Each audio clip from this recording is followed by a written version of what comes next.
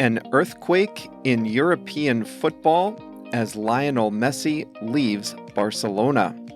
Hi there, I'm Jeff, and this is Plain English, where we help you improve your skills in English with current events, trending topics, and lots of practice.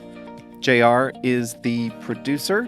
This is lesson 394. If you're listening on a podcast app like Spotify or Apple Podcasts, then you're listening to the audio portion only. And there is so much more to the story on our website at plainenglish.com/394. In today's lesson, Lionel Messi, the Argentine footballer who has played for FC Barcelona for his entire professional career, is on the move. Both he and his former team say they wanted to stay together, but reality intervened, and he is now Paris's new favorite son. The expression we'll talk about today is bid farewell, and you can probably already guess the context.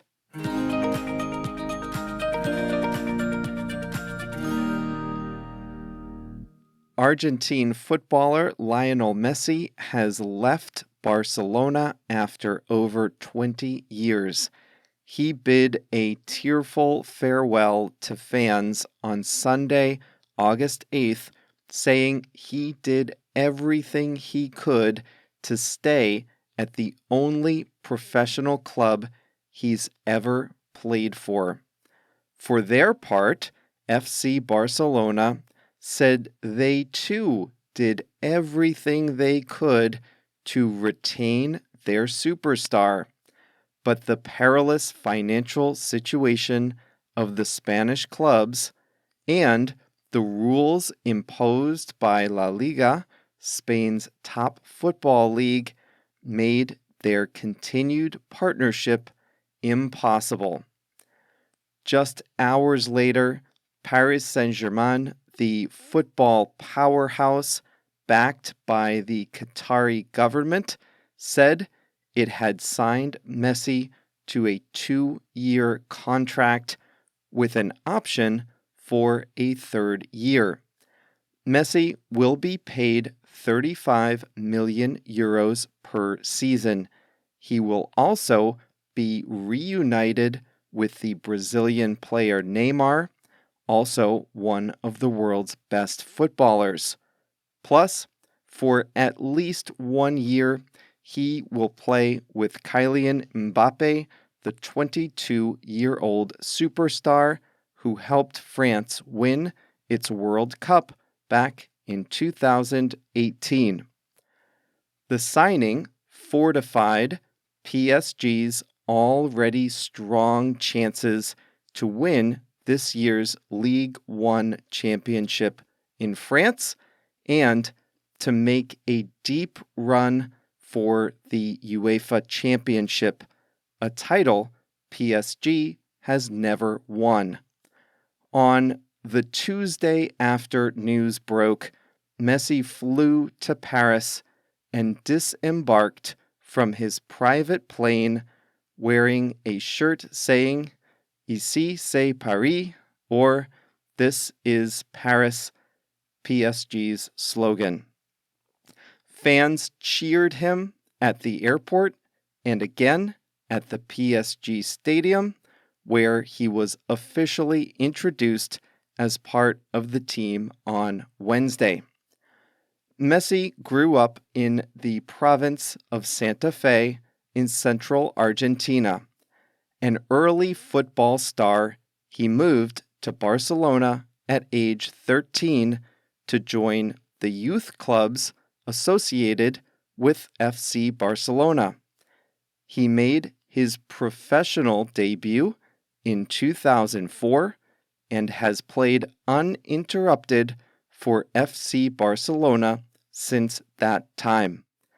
Together, Messi and Barcelona won 10 Spanish league titles and 4 Europe-wide UEFA Championship titles.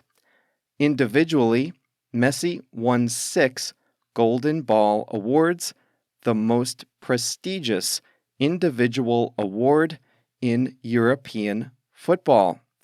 He also became the top individual scorer in Barcelona's history and set the single-season European scoring record in 2012. Financial success soon followed. For several years, he was the world's highest-paid football player.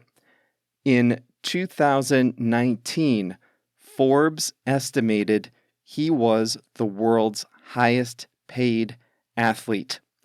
Last year, he became just the second team sport athlete in the world to have made over $1 billion in earnings. Last year, he made $97 million for his work on the field and another $33 million in endorsements. When the time came to re-sign with Barcelona, he signaled that he was willing to take a pay cut to stay with his longtime team. Barcelona, though, was hammered by the recession and its pile of existing debt. The club estimates that it lost $100 million in ticket revenue because of the pandemic. It also owes hundreds of millions of dollars to external investors and to other European football clubs. Even under these circumstances, the club said it had the financial flexibility to re-sign Messi.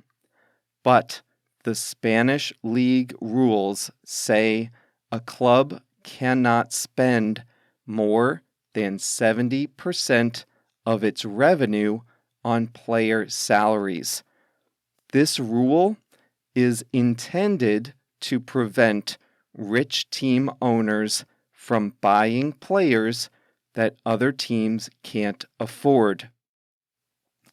To abide by the rule, Barcelona would have had to release too many other players to fit Messi's salary under the cap. In the end, Barcelona blamed La Liga's strict salary rules for its breakup with Lionel Messi. Other European leagues, however, have no such rules. 2 clubs were said to be in the running to sign Messi: Manchester City and Paris Saint-Germain.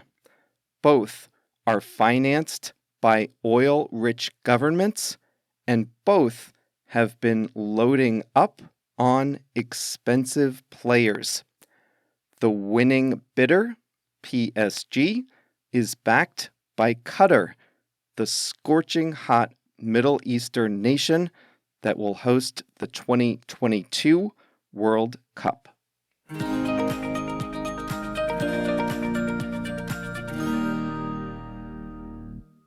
There is another view that doesn't place the blame squarely on Spain's football regulations.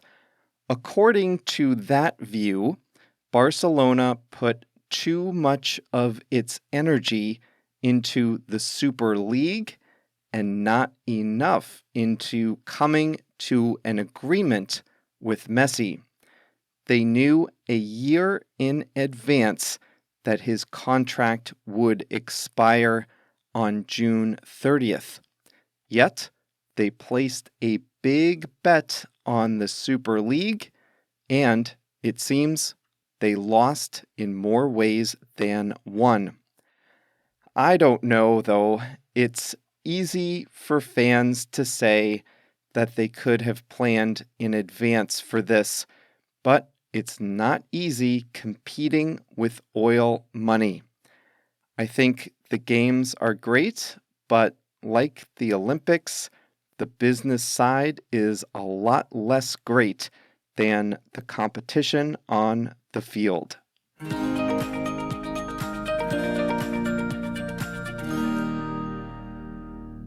Today's expression is to bid farewell. It essentially means to say goodbye, but it's more formal and elaborate than simply goodbye.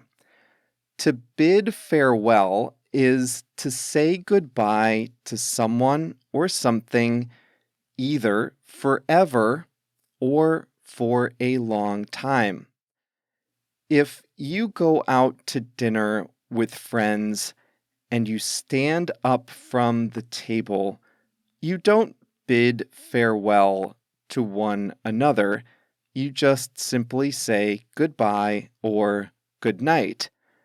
But if one of your friends is moving overseas and you might not see him or her for a few years, then you'll bid farewell. That's because you won't see each other for a long time. The goodbye is either permanent or for a long time.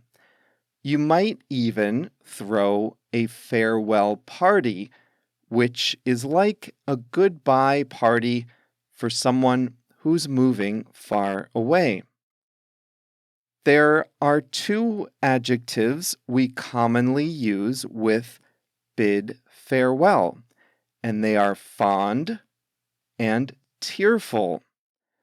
Lionel Messi bid a tearful farewell to Barcelona in a press conference on August 8th. That was his goodbye to the city, and it was, unfortunately for Barca fans, a permanent goodbye. Never say never, but chances are he won't be coming back, at least not to play.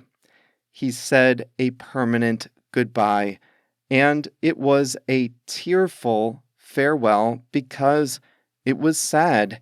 He was clearly emotional during the press conference, and it was a sad occasion for all.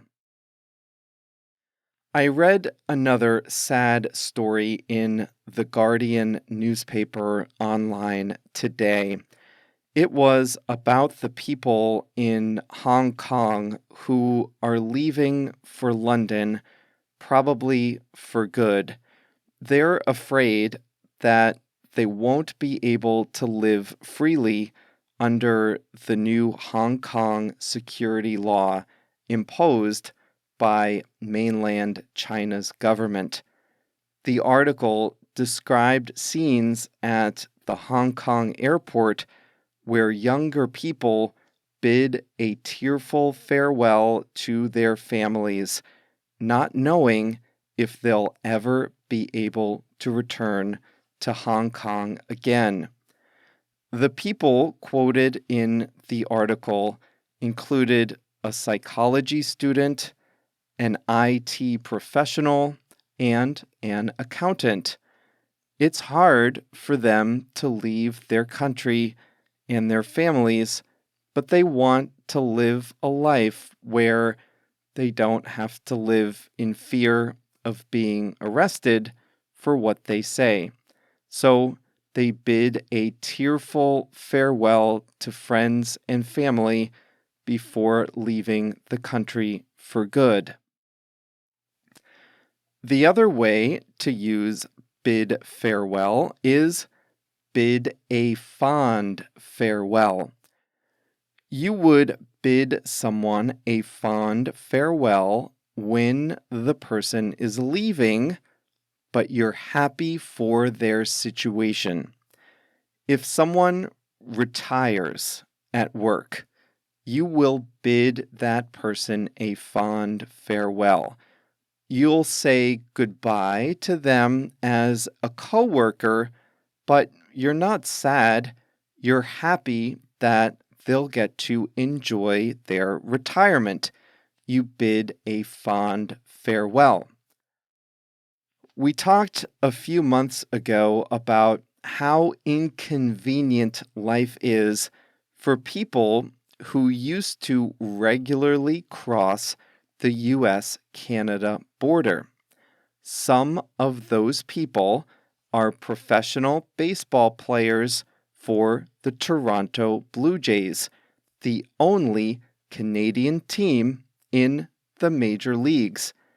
They've been playing their home games in Buffalo, New York, while the border has been closed.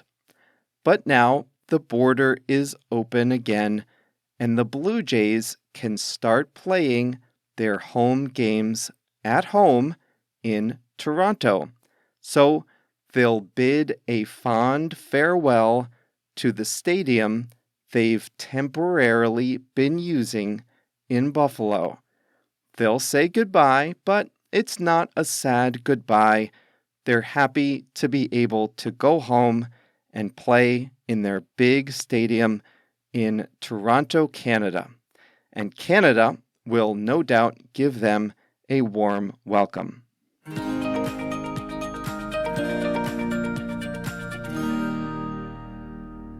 It's Monday, so I have a quote of the week for you in English. Today, it comes from a self-help author, Robert Collier. He said, "Success is the sum of small efforts repeated day in and day out." We talked about how much money Lionel Messi has made in his career, and he's been extremely lucky to have made that kind of money. But what we never see is the level of preparation that goes into being an elite athlete like Messi. We see the great moments on the field, but we don't see the attention he pays to his training, his diet, his sleep, his motor skills, the practice, the studying other teams, studying other players, the time in the film room, all that stuff. So keep this quote in mind. Success is the sum of small efforts repeated day in and day out, says Robert Collier. Now, by the way, if you're a Plain English Plus member, you know that day in and day out means every day for a long time. You know that because it was one of our recent video lessons. Well, that's all for today's Plain English. Congratulations on reaching the end. I know we have some Argentina football fans, some Lionel Messi fans in the audience. I guess if you're an Argentina fan, it doesn't matter too much since he'll obviously still play for the Argentina national team. But if you're a Barcelona fan, I'm sorry.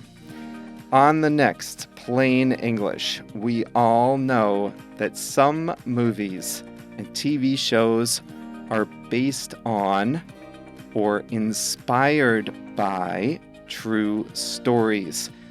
But what responsibility do movie makers have to stay true to the real events that inspire their films? It's not just a theoretical question.